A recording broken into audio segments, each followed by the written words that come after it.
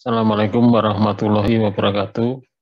Selamat berjumpa lagi dengan kelas virtual metode penelitian pendidikan seni pertunjukan ISI Yogyakarta.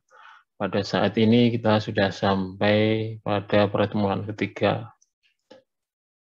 Pertemuan ketiga ini kita akan membahas bagaimana cara menemukan masalah penelitian. Jadi fokusnya adalah bagaimana menemukan permasalahan penelitian. Apakah Anda sudah bisa menemukan permasalahan penelitian? Oke, kalau yang sudah nanti tolong ikuti saja. Nanti akan kita diskusikan. Nah, tujuan pembelajaran ini adalah mahasiswa memahami permasalahan penelitian pendidikan seni pertunjukan. Yang kedua, mahasiswa mengetahui sumber-sumber permasalahan penelitian pendidikan seni pertunjukan. Yang ketiga, mahasiswa mengetahui ciri-ciri permasalahan pendidikan seni pertunjukan yang baik. Yang keempat, mahasiswa mempunyai pengetahuan cara-cara menemukan permasalahan penelitian pendidikan seni pertunjukan. Nah, itu setelah itu nanti maka diharapkan nanti kalau Anda akan menempuh mata kuliah tugas akhir, Anda sudah bisa membuat proposal. Nah, untuk selanjutnya, ini materi ini disusun karena pengalaman saya dalam mengampu mata kuliah metode penelitian pendidikan seni pertunjukan ini di ISI Yogyakarta, yaitu banyak permasalahan yang ditemui, diantaranya adalah mahasiswa itu kesulitan menemukan masalah penelitian, padahal masalah penelitian itu sangat banyak sekali. Nah, biasanya mahasiswa membuat permasalahan penelitian itu langsung judul dengan cara merubah judul kakak kelasnya yang sudah lulus, hanya diganti tempatnya saja.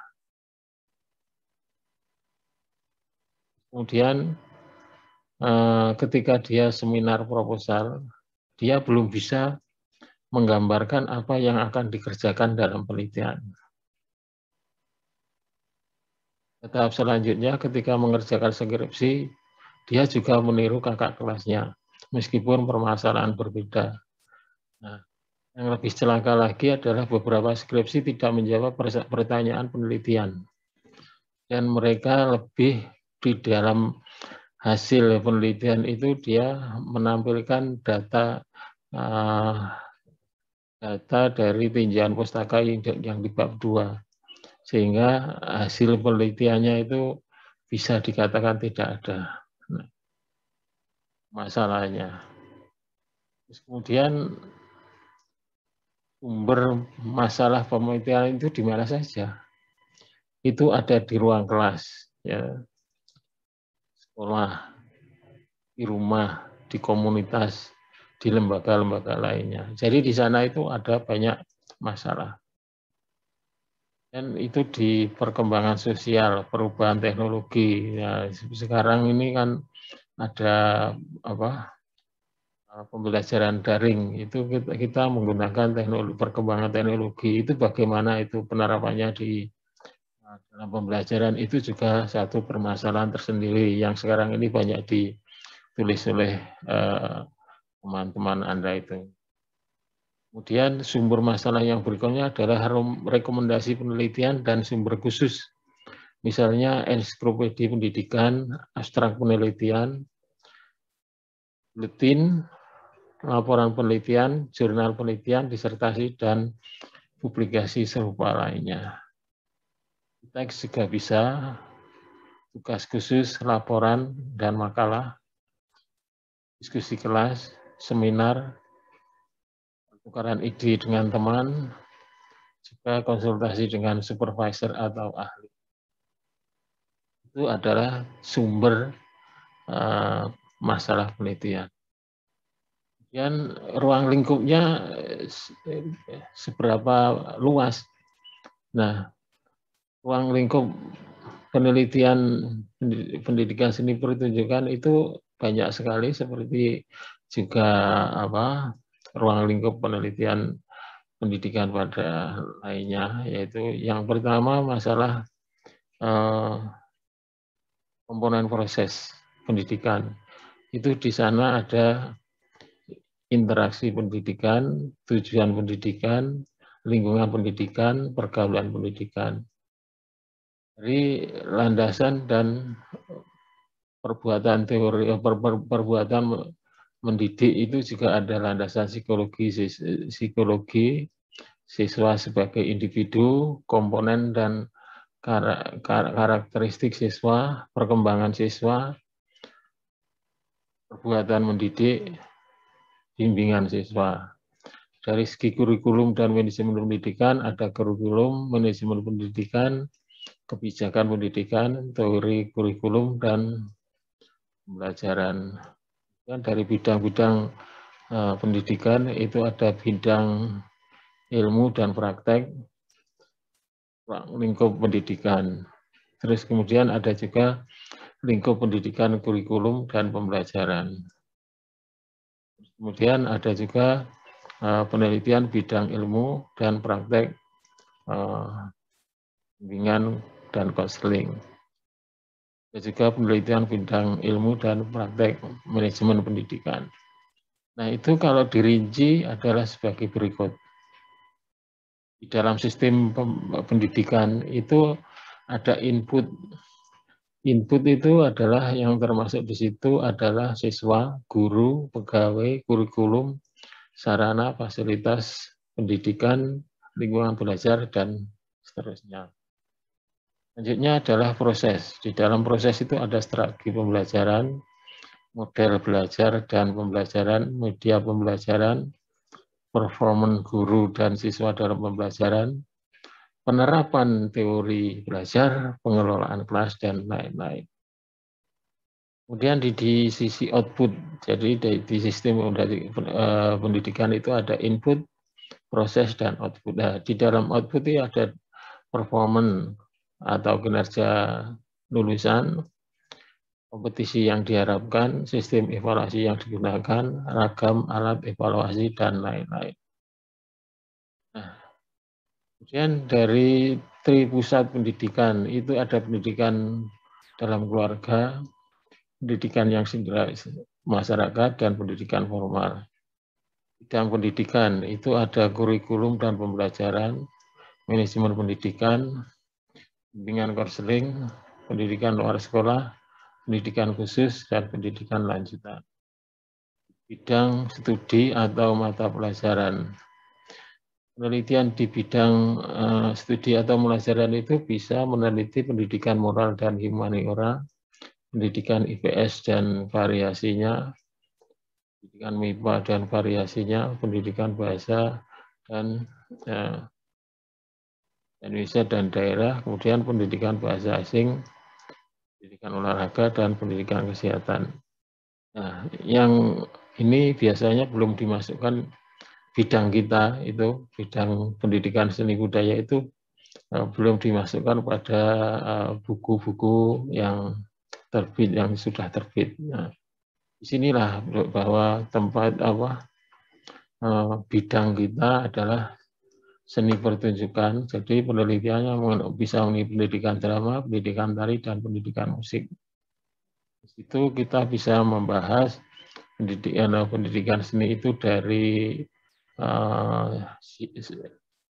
siswanya atau dari gurunya berdasarkan input tadi, berdasarkan proses, bisa strategi pembelajaran, model belajar dan pembelajaran, kemudian media pembelajaran, dan seterusnya. Dari sisi input juga bisa. Dan juga Anda bisa meneliti pendidikan yang diselenggarakan oleh masyarakat, misalnya di sanggar-sanggar itu, atau pendidikan formal. Itu kira-kira yang menjadi ruang lingkup dari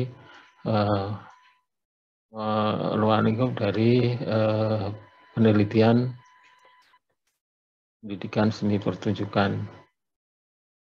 Selanjutnya setelah kita mengetahui posisi bidang kajian kita itu adalah di materi di bidang studi atau mata pelajaran seni budaya, kemudian kita bisa meneliti tentang pembelajarannya, bisa kurikulumnya, bisa segala aspek yang ada di luar itu bidang itu yang saja. Sebenarnya itu masalah penelitian itu apa sih?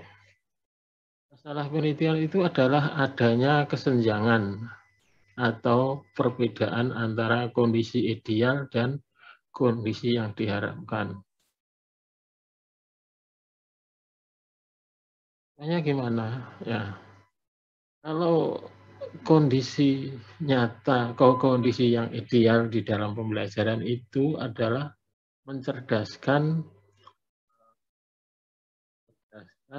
generasi penerus bangsa. Artinya kondisi ideal itu menuntut bahwa proses pembelajaran itu baik. Saya anak-anak bisa meneliti sehingga awalnya dan dapat membangun Indonesia. Nyatanya bisa tidak. Bahwa mungkin karena pendidikan gurunya kurang atau kemampuan gurunya kurang atau peralatan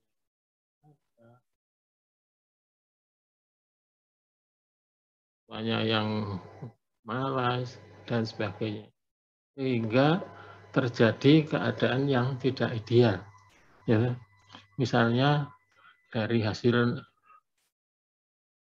evaluasinya siswa satu kelas itu yang mencapai KKM hanya 25%. Nah, itu kan artinya bahwa di dalam proses pembelajaran itu adalah terjadi kesenjangan tadi ya. Terjadi keadaan yang tidak ideal. Sehingga itu yang perlu diidealkan ya.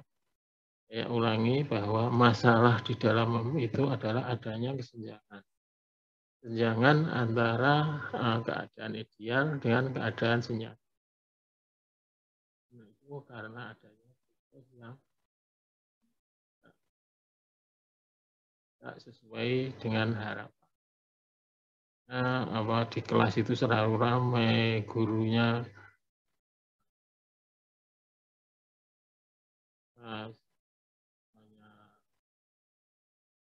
maksudnya sering keluar dan sebagainya sih. Inilah yang ini masalah yang harus dipecahkan.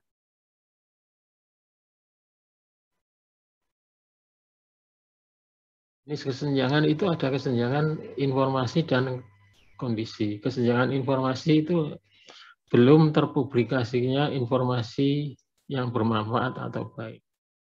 Contoh, proses pembelajaran efektif dan efisien belum terpublikasikan. Ini ada satu contoh itu di ada masih bahwa di suatu sekolah itu sekolahnya ada siswanya adalah siswa yang prestasinya kurang atau nilai-nilainya kurang. Itu ya karena banyak misalnya siswa yang broken home, siswa yang akal dan sebagainya. Nah, di sana terjadi proses pembelajaran yang sangat unik. Artinya di sini bukan contoh yang efektif dan efisien ya, tapi adalah sebuah strategi pembelajaran yang sangat baik sekali. Jadi untuk mengatasi permasalahan itu, guru itu sudah sejak lama menerapkan bahwa yang penting di dalam pembelajaran musik gitu terutama itu ya, adalah bukan materinya, akan tetapi adalah bagaimana mengembalikan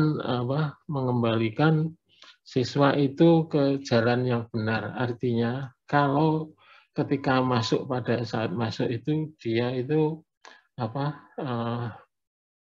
pikirannya sudah tidak bisa berkonsentrasi, pokoknya sudah tidak baik gitu. Terus kemudian guru itu dalam proses pembelajarannya yang diperbaiki itu adalah moralnya anak itu dulu. Dengan cara apa? Didekati. Kamu ada masalah apa sih di rumah? Nah, dari situ akan muncul. Misalnya ketika anak broken home, keluarganya ada masalah itu, terus kemudian guru menyadarkan bahwa tujuan hidupmu itu nanti adalah begini. Artinya kamu harus bisa mandiri, kamu harus bisa menyelesaikan pendidikanmu secara baik sehingga nanti kamu akan baik. Nah, itu cara-cara itu tidak hanya digunakan secara lisan, akan tetapi juga menggunakan trik-trik, misalnya kalau kamu minggu depan akan masuk tepat waktu atau secara baik, itu saya beri hadiah. Bentuk hadiahnya macam-macam, bisa nilai, bisa bahkan sampai pada uang.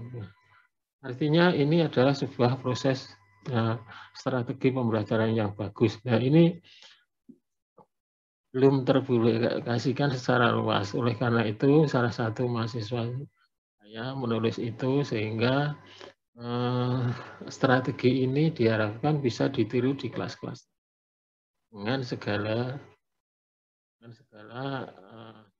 penyesuaian akibat kondisi masing-masing.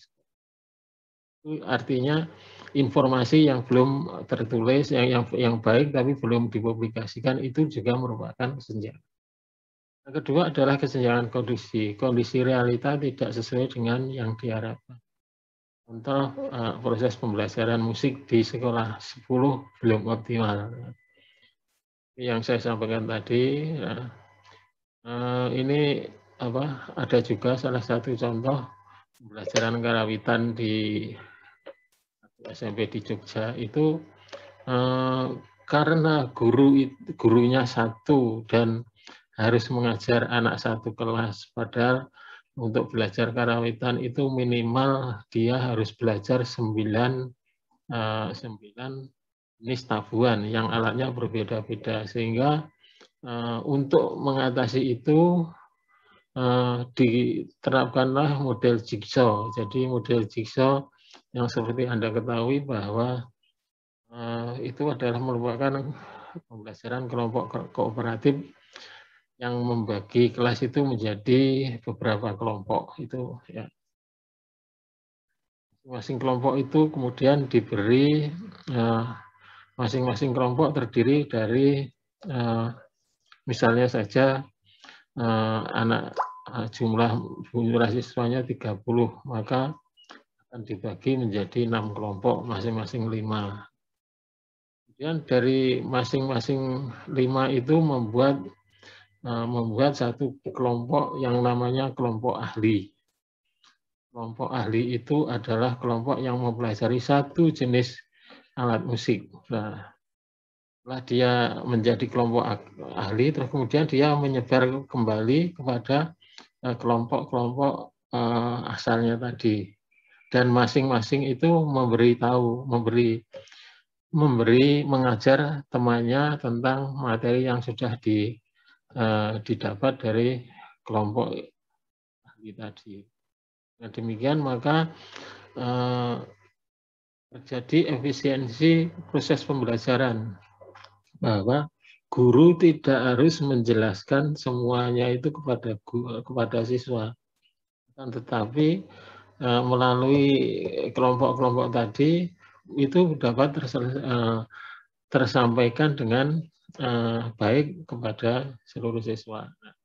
Hingga ketika pada waktu praktek itu juga begitu, masing-masing diberi tanggung jawab, kamu harus melatih anak ini. Jadi nanti setelah, kalau misalnya saja yang tadi 6 satu permainan itu terdiri dari terdiri atas 6 kelompok teknik bermain ya, atau instrumen. Nah, di setiap kelompok itu nanti siswa harus melipati 6 instrumen itulah. Di setiap instrumen itu ada yang memberitahu, yang mengajarkan kepada masing-masing anak itu, sehingga proses pembelajarannya bisa lancar dan itu hasilnya. Inilah yang disebut dengan kesenjangan kondisi, situasi ya, bahwa situasi yang diharapkan tidak sesuai dengan tidak kondisinya, realnya tidak sesuai yang diharapkan sehingga perlu diperbaiki. Nah, proses perbaikan inilah yang jadikan masalah di dalam sebuah proses pembelajarannya. Ya, kemudian cara menemukan masalah, ya, cara menemukan masalah. Pertama, pilihlah bidang seni. Caranya banyak. Tadi sudah saya sampaikan, saya pikir Anda.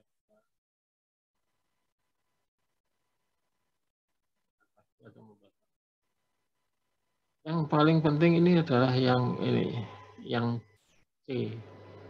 Ini yang banyak dilakukan oleh bahwa ketika mengadakan pengamatan langsung, ini biasanya dilakukan pada waktu magang. Oh, di sana ada masalah. Terus kemudian itu di bidang permasalahan. Kemudian yang kedua adalah memilih topik, ya, tadi ya. Jadi dari setelah itu memilih topik itu, misalnya topiknya adalah pembelajaran tari di SMP X gitu ya. Terus kemudian itu kan sudah ditetapkan ini. Kemudian tetapkan bidang seni drama ini dengan pertimbangan. Nah, untuk menetapkan itu perlu ditambahkan tempat, biaya, kemampuan, ketersediaan data. Yang tidak itu ya. Jadi tempat itu jangan sampai tempat penelitian ada jauh dari tempat. Biaya, apakah biaya yang dibutuhkan itu banyak? Harus kemampuan. Apakah saya mampu meneliti bidang seni tari, pendidikan seni tari misalnya? Ketersediaan data, apakah datanya itu ada? Nah, kurikulumnya, terus RPP dan sebagainya.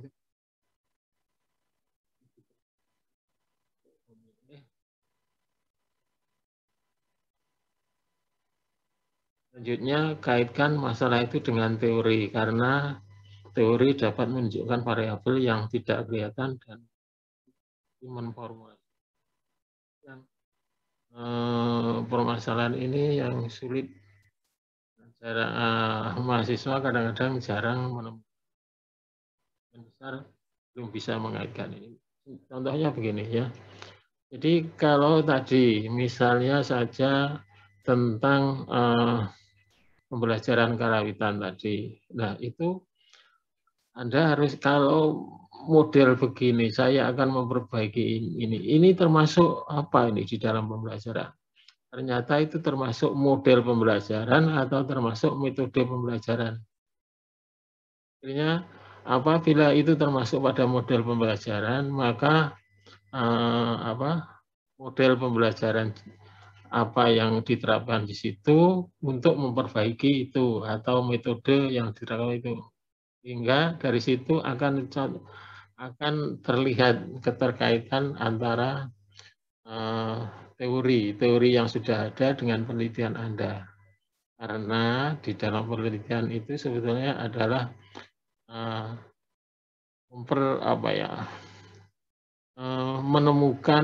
menemukan atau apa ya, menunjukkan bahwa di tempat penelitian Anda itu ada pengembangan dari teori tentang jigsaw misalnya, ya, tentang model pembelajaran jigsaw itu untuk tari. Nah, itu yang ditunggu adalah itu. Ini bagaimana ya kira-kira kalau jigsaw di dalam karawitan, di dalam karawitan itu ya. Orang yang membaca akan membayangkan, bagaimana ini penerapannya? Apakah sama dengan misalnya orang matematika apakah sama dengan orang yang misalnya orang tadi yang saya gunakan di dalam matematika, dan itulah sebetulnya kepentingan mengkaitkan permasalahan dengan dari dalami masalah penelitian. Ini satu contoh. Dari hasil studi pendahuluan, sebagian besar nilai seni budaya di bawah KKM. Itu kan muncul permasalahan minatnya rendah. Ini yang biasa ditemukan mahasiswa karena meniru KKM. Materi kurang memadai, metode mengajar guru belum baik, sarana prasarana pembelajaran tidak. Artinya apabila ketika Anda mengadakan pengamatan yang muncul itu, dari sekian banyak permasalahan itu kan tidak mungkin diselesaikan oleh seorang peneliti dalam waktu setahun atau satu semester. Karena itu harus dipilih kira-kira yang mempunyai dampak yang paling besar. Yang paling besar di dalam perbaikan pembelajaran. Misalnya metode mengajar tidak cocok. Mengajar tari menggunakan metode retromisasi tidak bisa mengcover siswa dalam jumlah yang banyak. Maka itu perlu digunakan atau diterapkan metode yang seperti tadi, misalnya jigsaw tadi. Solusinya adalah melakukan eksperimen dengan menerapkan metode jigsaw dalam pembelajaran tari untuk meningkatkan hasil belajar. Ini saya mengulang, eksperimen menerapkan jigsaw dalam pembelajaran tari itu adalah yang satu membentuk kelompok heterogen, gitu. Anggotanya terdiri 4 dari 6. Tiap anggota kelompok diberi tugas membaca dan memahami satu materi. Ya, kalau yang tadi contohnya adalah ada 6 alat musik yang harus dipelajari. Maka setiap kelompok itu diberi masing-masing tugas mempelajari teknik bermain. Masing-masing anggota dari kelompok mendiskusikan materi dalam kelompok ahli yang tadi. Masing-masing anggota ahli kembali ke kelompok asal dan mengajarkan kepada seluruh anggota. Masing-masing anggota menguasai materi secara baik dan hasilnya meningkat. Ya, jadi sehingga dengan demikian maka permasalahan yang Anda temukan adalah salahnya itu adalah pembelajaran yang tidak efektif karena menggunakan metode yang tidak sesuai. Yang tidak sesuainya apa? Yang tidak sesuainya adalah karena siswanya besar, gurunya satu, jumlah siswanya banyak, gurunya satu, kemudian guru tidak bisa mengamati proses pembelajaran itu secara baik. Untuk mengatasi itu, maka dibentuklah suatu kelompok dan masing-masing kelompok itu diberi tugas untuk mempelajari sesuatu, terus kemudian menyebarkan kepada. Dengan demikian, maka permasalahan itu kan akan lebih jelas bahwa nanti yang akan Anda lakukan itu apa. Ya. Jadi kalau sudah begitu, nanti apabila ditanya, itu kamu proposalnya apa? Oh, proposal saya atau calon penelitian saya adalah metode penerapan metode jigsaw di dalam di tari di sekolah SMP X gitu. Caranya gimana? Oh begini, saya itu harus membentuk kelompok dan masing-masing kelompok diberi materi ini, terus kemudian ini